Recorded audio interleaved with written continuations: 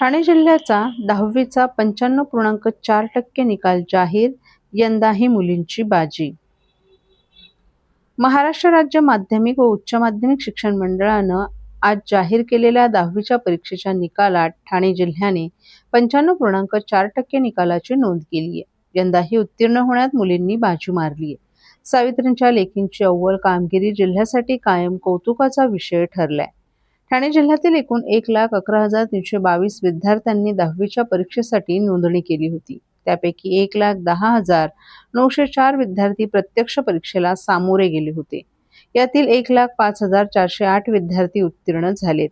निकालात मुलींचा दबदबा कायम राहिला असून मुलांचा उत्तीर्णतेचा टक्का 93.80% आहे. एकूण 53,363 मुले 10वीची परीक्षा उत्तीर्ण झाले, तर मुलींची तुलना केल्यास 96.35% मुलींनी हे यश मिळवले. यंदाच्या निकालात भाईंदर महापालिका क्षेत्रातील शाळांनी सर्वाधिक कामगिरी करत 97.55% निकालाची नोंद केली आहे. भाईंदरमधील मुलींचा उत्तीर्णतेचा टक्का तब्बल 98.35% आहे. दरम्यान खासगी विद्यार्थ्यांचा निकाल 77.3% लागला असून रिपीटर विद्यार्थ्यांचा निकाल 29.60% लागलाय. तसंच ठाणे महापालिका क्षेत्रातील 10वीचा निकाल 94.83% लागल्याची माहिती जिल्हा माध्यमिक शिक्षण विभागाकडून देण्यात आली आहे.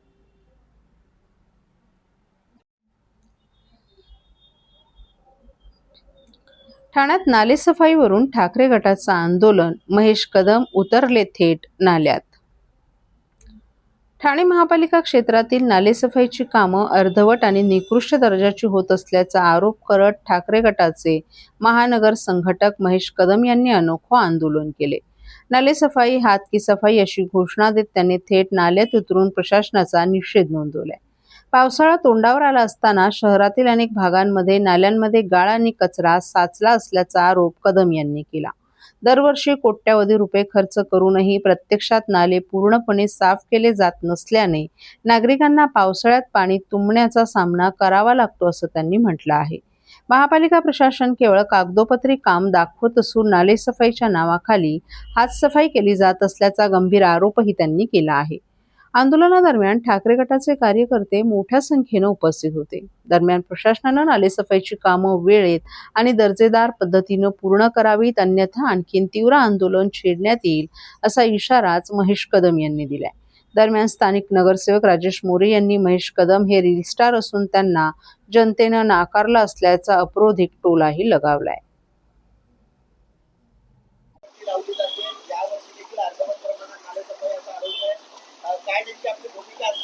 दरवर्षी ठाणेकर झोपलेले असतात, या वर्षीपासून ठाणेकर जागलेले आहेत. आजपासून आमचा मुक्काम ठाण्यामध्ये नाल्यामध्ये असणार आहे. नाल्याचा झोल पोल खोल, कुठलीही नाले पूर्ण नाले सफाई झालेली पूर्ण झाली नाही, फक्त 1% नाले सफाई झालेली आहे. आणि माझी अधिकारी वर्ग असो, सन्मान्य आयुक्त साहेब असो, ठाण्याचे लोकप्रतिनिधी, प्रथम नागरिक, सन्मान्य महापौर मॅताई असो, तुम्ही फक्त पाणी दौरा करता, पण अधिकाऱ्यांना प्रत्यक्ष नाल्यामध्ये उतरून दौरा करायची मागणी करणार आहे आजपासून आम्ही.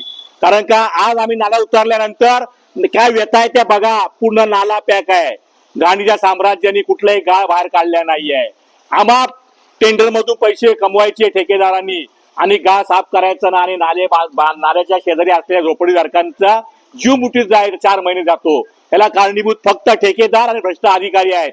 आजपासून शिवसेना उद्धव बाळासाहेब ठाकरे पक्षातर्फे आमची मागणी असणार आहे, जो पण नाल्यात उतरून ठेकेदार असो किंवा तिकडचा अधिकारी असो, जोपर्यंत आम्हाला समाधानकारक उत्तर देत नाही तोपर्यंत महेश कदम शिवसेना उद्धव बाळासाहेब ठाकरे पक्षाचा महानगर संघटक म्हणून मी तुम्हाला शब्द देतो की मी नाल्यातनं बाहेर येणार नाही.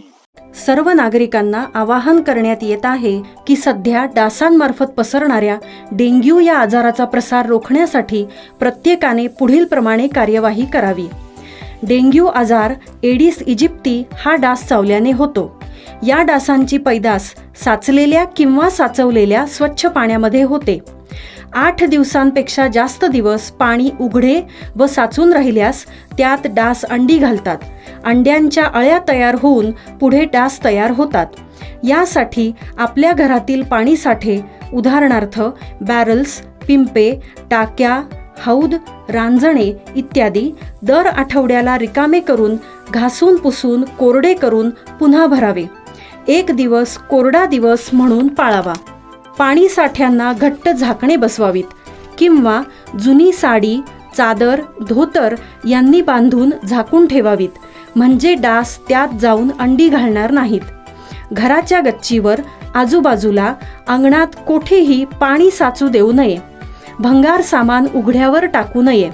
उदाहरणार्थ टायर्स, प्लास्टिक सामान, कुंड्या, टाकाऊ वस्तू इत्यादी. अशा सामानात पावसाचे पाणी साठून त्यात डेंग्यूच्या डासांची पैदास होते. घरातील कूलर्स, फ्रीजच्या पाठीमागील ट्रे हे देखील वेळोवेळी कोरडे करावेत. लक्षात ठेवा, नुसत्या फवारणीने डास घनता कमी होत नाही, तर त्यासाठी डास पैदास ठिकाणे नष्ट करणे ही आपल्या सर्वांची जबाबदारी आहे. कोणताही ताप अंगावर न काढता जवळच्या शासकीय रुग्णालयात मोफत औषधोपचार घ्या. अशा प्रकारे नागरिकांनी सहकार्य केल्यास डेंग्यूचा प्रसार रोखणे सहज शक्य आहे.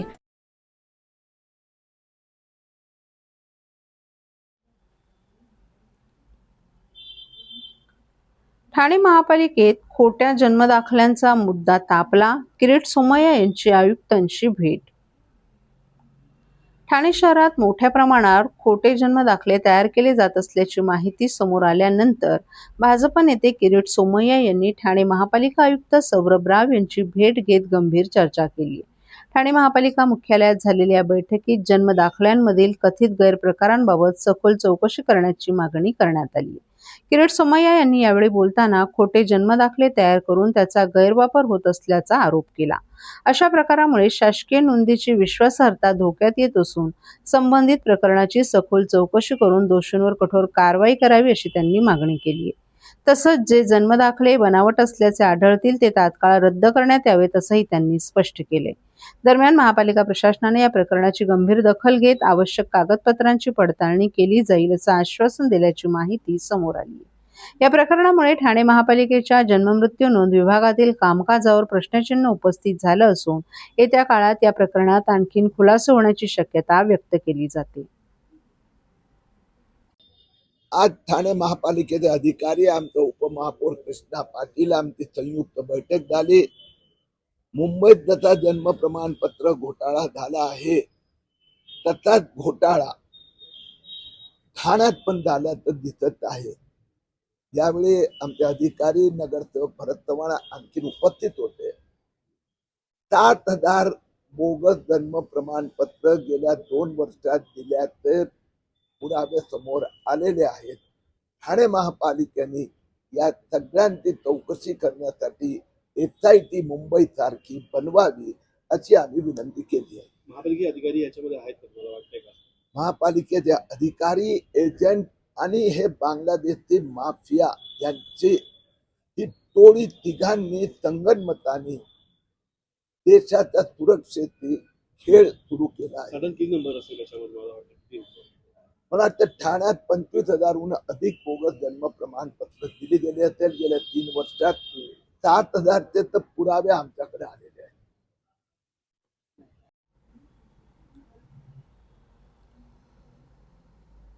कोस्टल रोडमुळे ठाण्याची वाहतूक कोंडी फुटणार.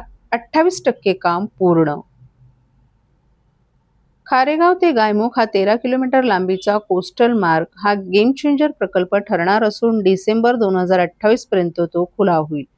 या प्रकल्पामुळे घोडबंदर मार्गासह अंतर्गत रस्त्यावरील वाहतुकीवरील ताण कमी होणार आहे. या प्रकल्पाचं 28% काम पूर्ण झाल्याची माहिती देताना आमदार संजय केळकर यांनी कांदळवनातील अडथळे दूर करण्याच्या सूचना संबंधित अधिकाऱ्यांना केल्या आहेत. आमदार संजय केळकर यांनी काल MMRDAचे मुख्य अभियंता आणि कंत्राटदार कंपनीच्या अधिकाऱ्यांसह या प्रकल्पाची बाळकुम येथे पाहणी केली. यावेळी अधिकाऱ्यांनी प्रकल्पाच्या प्रगतीबाबत माहिती दिली. खारेगाव, बाळकुम ते गायमुख असा ठाणे खाडीच्या काठाने जाणारा हा कोस्टल मार्ग 6 पदरी असणार आहे. सुमारे 2,727 कोटी खर्चाचा हा प्रकल्प असून या मार्गामुळे खारेगाव ते गायमुख प्रवासाचा वेळ 45 मिनिटांवरून अंदाजे 15 मिनिटांवर येणार आहे. विशेष म्हणजे या मार्गामुळे मुंबई-नाशिक महामार्ग, JNPT, वाढवण बंदर, पश्चिम महाराष्ट्राच्या दिशेनं माल वाहतुकीला वेगवान जोडणी मिळेल. 6 महिन्यांपूर्वी या प्रकल्पाचं काम सुरू झालं असून 40 महिन्यात हे काम पूर्ण होईल. या मार्गातील काही भाग कांदळवनाच्या ठिकाणी एलिव्हेटेड असून 2028 पर्यंत हे काम पूर्ण होणार असल्याचं केळकर यांनी सांगितलं. घोडबंदर मार्गावरील अवजड वाहनांच्या वाहतुकीमुळे ठाणेकरांना कोंडीचा सामना वर्षभर करावा लागतो. या प्रकल्पामुळे या वाहतुकीवरचा ताण मोठ्या प्रमाणात कमी होणार असून कळव्यातून होणाऱ्या वाहतुकीलाही दिलासा मिळणार असल्याची माहिती केळकर यांनी दिली. कोस्टल रोडचा काही भाग कांदळवनांच्या ठिकाणी एलिव्हेटेड असून या ठिकाणी मोठ्या प्रमाणात अतिक्रमण झाल्याचं पाहणी दौऱ्यात आढळून आलं. काही ठिकाणी अनधिकृत बांधकामं सुरू असून काही ठिकाणी मोठ्या प्रमाणात मातीचा भराव टाकण्यात आलाय. ही अतिक्रमणं कोस्टल रोड प्रकल्पाला अडथळा ठरणार असून ती तातडीनं दूर करण्यात यावीत अशा सूचना आमदार केळकर यांनी कांदळवन विभागाच्या अधिकाऱ्यांना दिल्या आहेत.